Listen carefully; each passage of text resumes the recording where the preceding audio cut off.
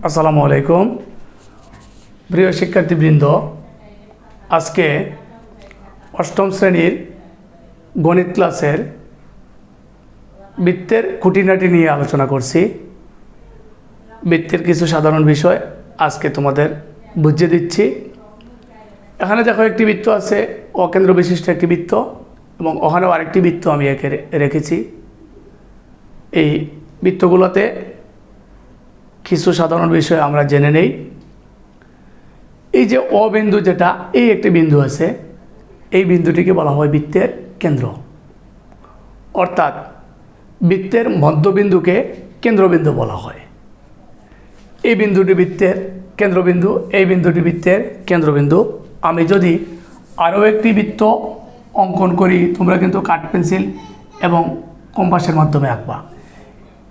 এখানে একটি বিন্দু, ঠিক মধ্যে ওইভাবে কম্পাস বসিয়ে যদি কাঠ পেন্সিল ঘুরাই, তাহলে যা উৎপন্ন হয় বা যা সৃষ্টি হয় তাকেই একটি বৃত্ত বলা হয়। এই বৃত্তের এটাই মধ্যবিন্দু।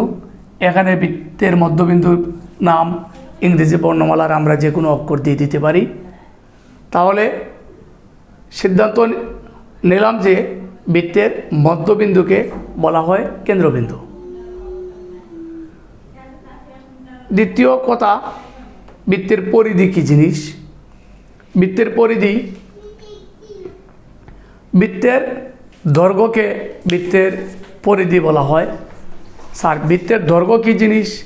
আমি যদি আমার এই যে একটি বৃত্ত, আমি একটা এই চার্জার কেবল ব্যবহার করছি, এই যে একটি বৃত্ত, এই যে একটি বৃত্ত, এখন আমার এটাকে যদি খুলি, এই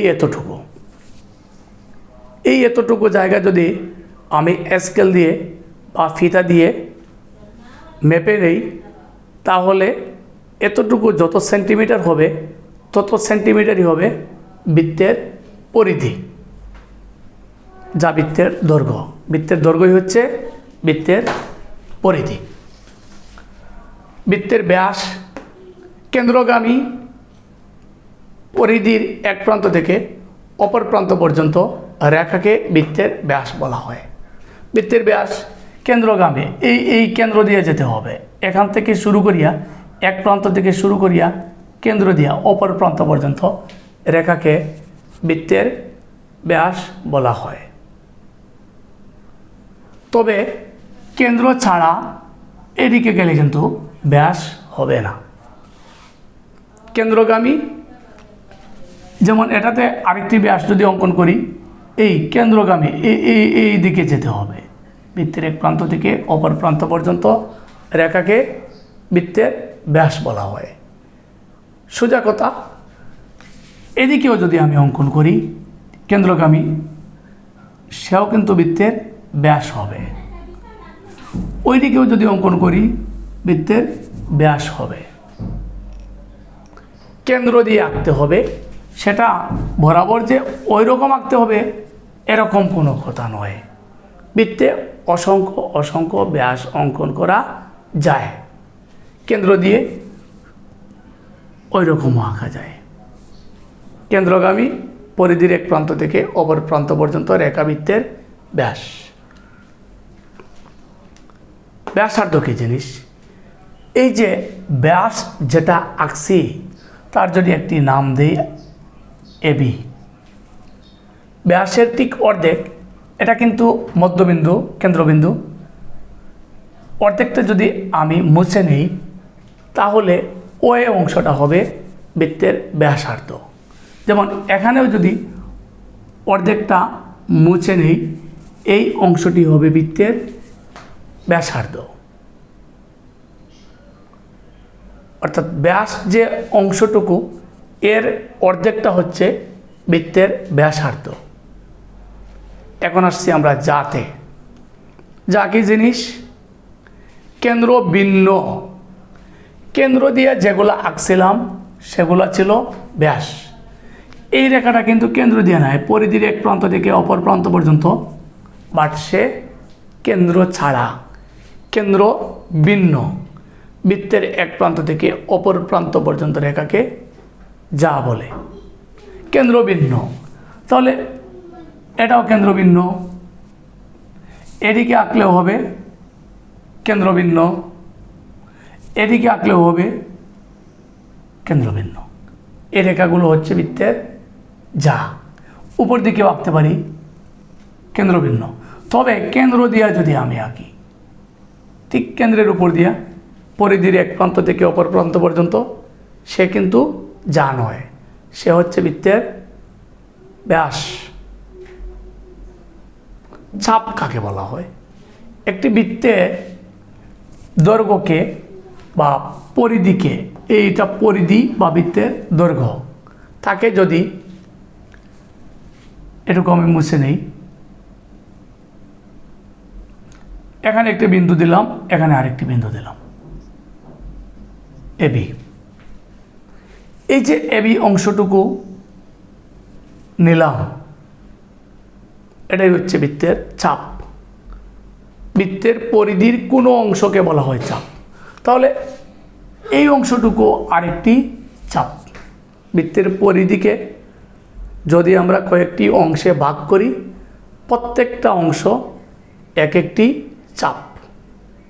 এই যে এটা একটা বৃত্ত, ওখানে যদি পি দেই, ওখানে যদি কিউ দেই, তাহলে এই পি কিউ অংশটি হচ্ছে বৃত্তের একটি চাপ। কেন্দ্রস্থ কোণ কাকে বলে? এই যে একটি বিন্দু এ এবং বি, এই যে চাপ, এই চাপ থেকে বা চাপের দুই প্রান্ত থেকে দুটি রেখা, ব্যাসার্ধ রেখা যখন কেন্দ্রের সাথে গিয়ে মিলিত হয়, তখন যে কোণের সৃষ্টি হয়, সেই কোণকে বলা হয় কেন্দ্রস্থ কোণ।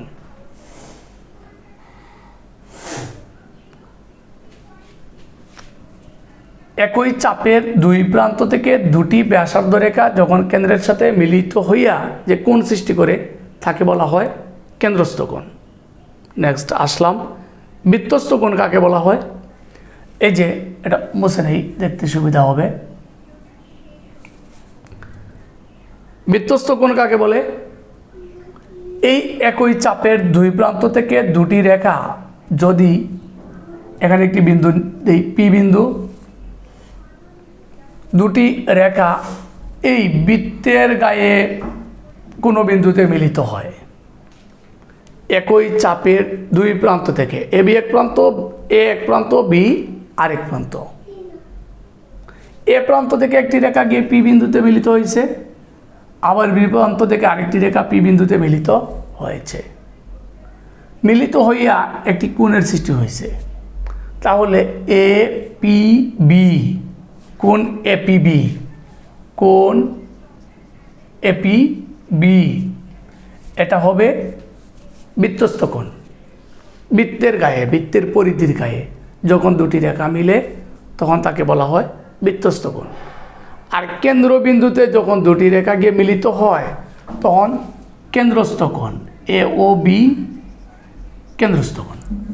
আশা করি আমরা বৃত্তের খুঁটিনাটি যে কয়েকটি বিষয় আলোচনা করলাম, কেন্দ্র, বৃত্তের পরিধি, বৃত্তের ব্যাস, ব্যাসার্ধ, যা, চাপ, কেন্দ্রস্থ কোণ, বৃত্তস্থ কোণ নিয়ে আর কোনো প্রশ্ন থাকবে না। তোমরা এই বিষয়টি বা এই ক্লাসটি ভালোভাবে একটু পর্যবেক্ষণ করবে, ভিডিওটি দেখবে এবং কোনো সমস্যা হলে কমেন্ট দিয়ে জানাবে। আজকের মতো এখানে বিদায় নিচ্ছি। আল্লাহ হাফেজ। আসসালামু আলাইকুম।